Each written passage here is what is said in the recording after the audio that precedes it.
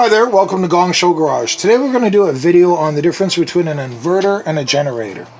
So this is a Generac 3000i generator inverter unit. This thing runs a lot quieter. It does not have the power of the 9000, but the 9000 is not as clean a power and it's more of a modified sine wave.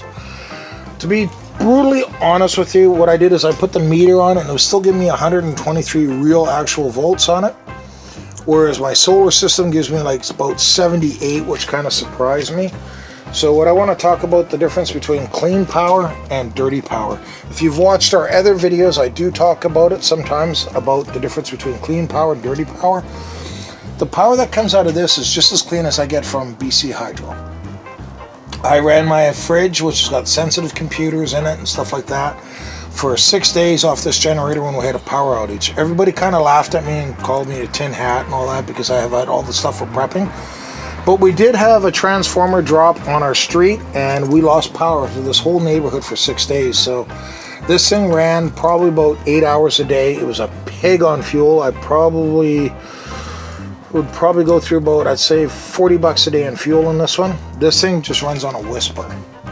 But I could run all kinds of oil-filled heaters off this. I ran 2 fridges, no, 3 with the bar fridge, because that's important, and 2 freezers off of this unit, and it didn't even make a difference. So what I learned by day 2 and day 3, whether I put the oil-filled heaters and everything on it, loaded it down, or whether I ran it just lean, I still went through the same amount of fuel. So I said, the hell with it, just run it hard and just plug everything into it. So we will do separate videos on both units down the line, but what I really want to talk to you about the difference is clean power from the separate units. So we're going to start with the solar system, and what I want to do is walk over here and we'll fire it up.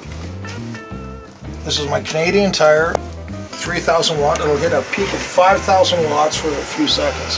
So that will run a lot of different things. Can you see the voltage on it? Mm-hmm. So the voltage on here will probably say in the neighborhood about 78 volts. So what this thing is doing is telling you the true voltage of what you would actually be getting. The higher the load gets, the more that voltage will come up. But if I was to run a computer off of that or whatever, the little black box that transforms from 120 volts to whatever voltage of your laptop is would be starving for voltage. Electronics and all that would be starving for voltage, because although that'll work by circular saws, it'll do a lot of things. This has got a lot of power in it. What will happen is you will starve electronics and it will shorten the life of any electronics.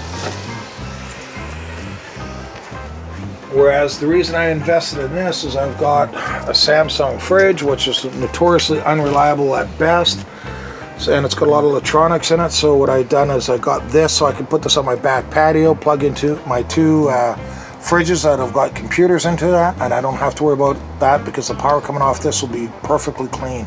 So what I'm going to do is I'm going to fire up this unit. I'm going to plug in the meter that shows you the voltage of it, and you'll see that this is about 123 volts. I'm going to be totally honest with you, we did it on this thing too, and it gave me 123, which really surprised me with no load on it.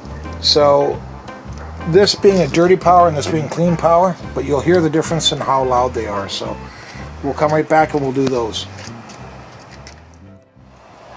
So what I've done is I've actually put the meter onto here right now. I will start it up in a minute, so it'll get loud, so I will not be able to talk during it. But what I want you to see is, first of all, I pulled this out of my shed over there. I haven't ran it in a year, and you're supposed to change your fuel. You're supposed to change your fuel on a regular basis. I didn't. So the fuel was really low in it. It wouldn't start. What I found out, you have to have gas in it for it to run, so bad on me. Once we put fresh gas in it, fire it up right away. And I didn't charge up the battery. One other thing I really want to quickly, briefly touch base on is a lot of people that have these units, they don't know that these batteries do not recharge. This is a 12-volt battery. This is a starting battery only.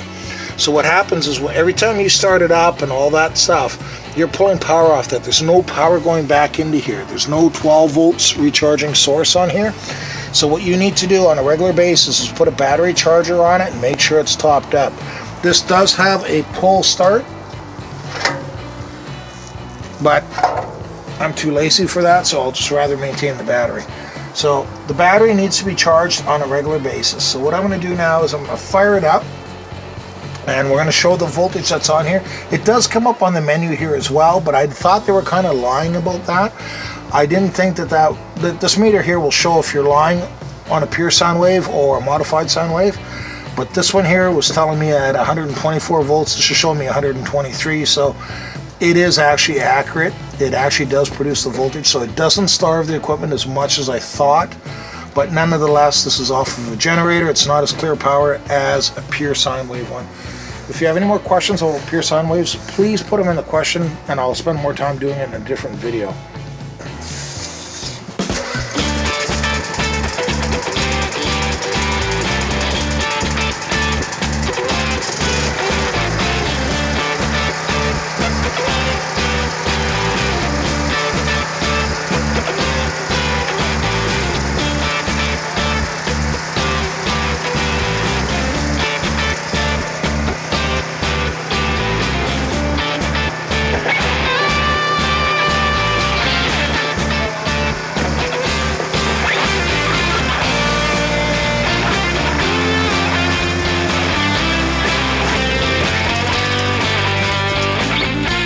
What you kind of miss, as soon as I fired it up, the beer fell off the top here, because these things do vibrate. The video will not emphasize how loud this thing is. This thing is a beast.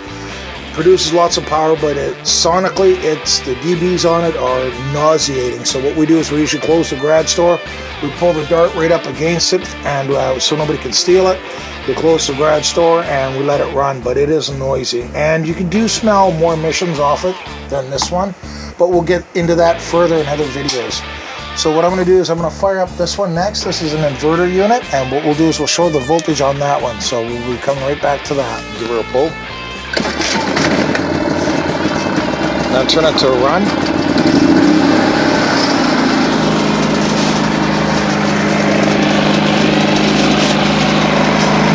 That's pretty stable.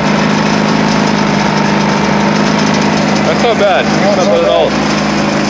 Most important thing is you don't want to shake up your gear too much. So now I have it on run, and if I put it on econo now, I'm not supposed to run it on econo, but you can see the voltage on it now. What's the voltage at? 125. So behind this little magic button is an econo button. So it'll drop down the RPMs and you can see them flying. 125. So this is how quiet this is versus this one. Now I know it's really hard to hear it on our recordings, but this thing is so much quieter. This thing runs on a whisper of gas compared to this pig. But this will actually start a fridge, because what a lot of people don't realize, if you have an older fridge, I'll turn this on, because a few comments that we've gotten from our viewers is that they can't hear my voice because I'm so quiet and shy.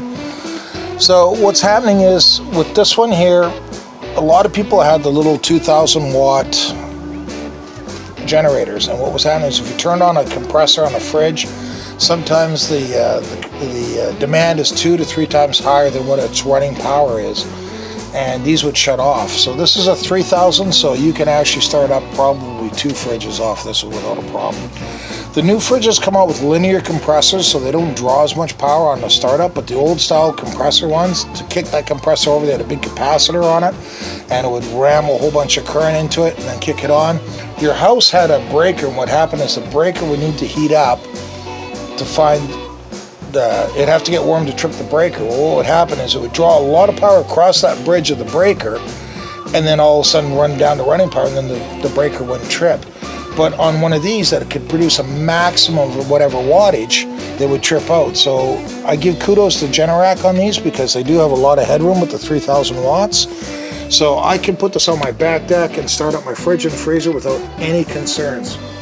And guys that run out and buy the 1,000 watt or the 1,500 ones, if they have an old style fridge or freezer, when that freezer kicks on, it might kick out the safety on it and trip the breaker. So that's another thing you want to think about when you buy something like this. So I always rather be overpowered than underpowered. That's why I drive a Mopar, of course. But going forward on that, sorry about that. you saw the voltage on here, you saw the voltage on there, and you saw it on the solar system. So what I do recommend is, if you are a prepper, this is nice. You don't have to store a lot of gas. This, I keep an 80-liter tank of gas and a big 20-gallon jug as well for fuel for that. But this thing here, very little fuel. And this one here is a lot quieter. When you're in an emergency situation too, this generator here, you can probably hear it for 3 blocks when the whole area is quiet. Because when you have a massive power outage or whatever, the sound of this resonates everywhere. This thing is pretty damn quiet. I can have that running on my back deck, which is really up quite high and central to the area, and it would not draw as much attention. And what you want to not have after day 2, day 3, day 4, day 5, this stuff becomes a high value commodity. So the quieter the better. So, and the less fuel that you run through, the better. So I hope that helps you out very much. We will do future videos on the difference between these two and get into details on each unit. Thank you very much for watching Gong Show Garage. Please hit subscribe. If you have any comments or different views on it, please put it in there. The reason we do these videos is to make all of us stronger and better and smarter. Thank you very much for watching Gong Show Garage, and as usual, have a great day.